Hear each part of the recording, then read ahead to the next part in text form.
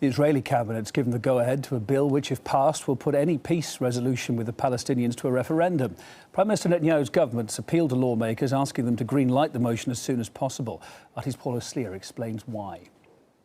Well, the Israeli parliament adjourns this week for their summer recess, and what this means is that there will be no legislation able to be passed in this country for at least a few months.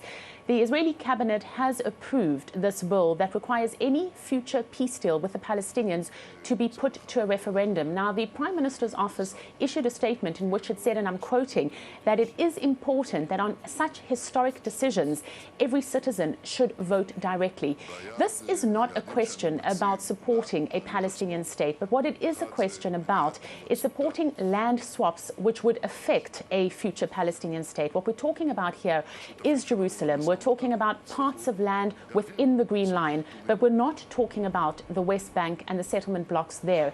But it is at the same time worth noting that this bill was pushed by a predominantly right-wing government. It was pushed by the right-wing members of Netanyahu's government, meaning that they might be counting on the Israeli public to not give its nod to giving land towards a future Palestinian state, and it might be a way for them of putting another hurdle in the path to a Palestinian state. I think it's fair to say that most Israelis do support negotiations with the Palestinians. This coming Tuesday, it is expected that since 2010, there will now be a resumption of direct negotiations between the Israelis and Palestinians in Washington.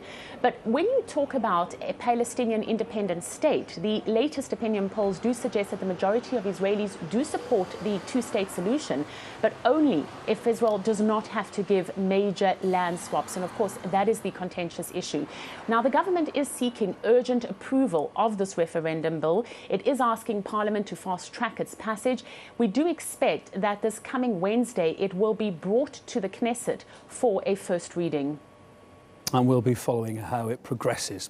Now, the Israeli cabinet's also approved the release of 104 Palestinian prisoners. That move was spearheaded by Prime Minister Netanyahu ahead of the expected resumption of peace talks. We invite you to check out all the details on the RT.com or website. It's all on there for you.